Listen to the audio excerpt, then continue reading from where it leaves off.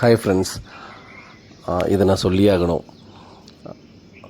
கல்யாணத்துக்கு முன்னாடி வரைக்கும் நான் எப்படி இருந்தேன் அப்படின்னா, happiest man in the world அப்படி இருக்கணும், ஹாப்பியஸ்ட் மேனாக தான் இருக்கணும்.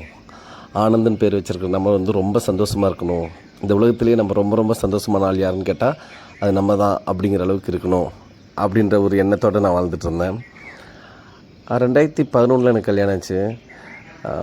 கல்யாணத்துக்கு அப்புறம் அந்த ஹாப்பியஸ்ட்டு மேன் இருப்பானா அப்படின்ற மாதிரி ஒரு சில கேள்வியெலாம் வரும். ஏன்னா நம்ம பார்த்துருக்கோம் இல்லையா, கல்யாணத்துக்கு முன்னாடி சில பேர் ஹாப்பியாக இருப்பாங்க, கல்யாண வாழ்க்கை அவங்கள புரட்டி போட்டிருக்கும். அதுக்கு முன்னாடி இருந்த பேச்சுலர் லைஃப்க்கும் மேரீடு லைஃபுக்கும் என்டையராக டிஃப்ரெண்ட்டாக இருந்திருக்கும். பட் எனக்கு அப்படி நடந்திருக்குமோன்னு கூட நடந்திருக்கலாம். ஆனால் அப்படி எதுவும் நடக்கலை. Happiest man in the world அப்படி இருந்தேன் நான். மேரேஜுக்கு அப்புறம் happiest man in the universe அப்படிங்கிற அளவுக்கு நான் ரொம்ப சந்தோஷமாக இருந்தேன். இதுக்கெல்லாம் என்ன காரணம் அப்படின்னு பார்த்தீங்கன்னா, எனக்கு கிடைச்ச லைஃப் பார்ட்னர், என்னோடய ஜில்லு, என்னோடய தீபா. அவ்வளோ சந்தோஷமாக என்னை பார்த்துக்கிட்டா. மேரேஜுக்கு அப்புறமும் ஒருத்தனால் சந்தோஷமாக இருக்க முடியும் அப்படின்னா அது அவனுக்கு வரக்கூடிய லைஃப் பார்ட்னரை பொறுத்து தான் அப்படிங்கிறத நான் அனுபவபூர்வமாக உணர்ந்திருக்கிறேன்.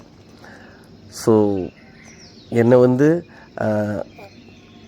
அப்போவும் இப்போவும் எப்போவும் சந்தோஷமாக பார்த்துக்கிற என்னோடய தீபாவுக்கு, என்னோடய ஜில்லுக்கு இன்றைக்கி பிறந்தநாள்.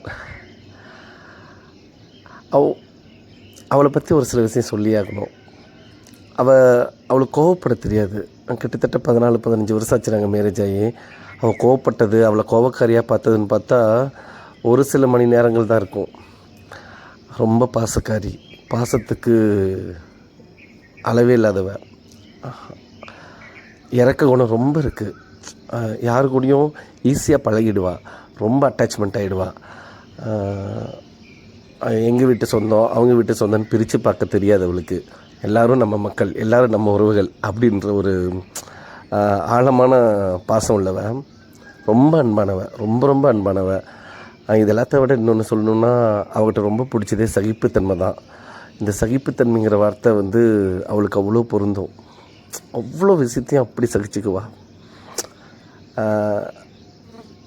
யாராக இருந்தாலும் சரி, ஈஸியாக பேசிடுவா, ஈஸியாக பழகிடுவா.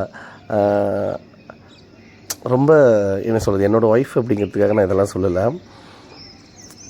ஒரு நல்ல சோல். இப்பேற்பட்ட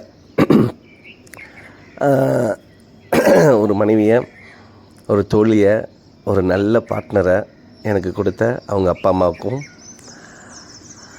எனக்கு கிடைக்கிறதுக்கு ரொம்ப சப்போர்ட் பண்ண எங்கள் அம்மாவுக்கும், என்னுடைய உறவுகளுக்கும், இவளை அறிமுகப்படுத்தின என்னுடைய பெரியப்பா பெரியம்மா அவங்களுக்கும் இந்த நேரத்தில் நான் நன்றி தெரிவிச்சுக்கிறேன்.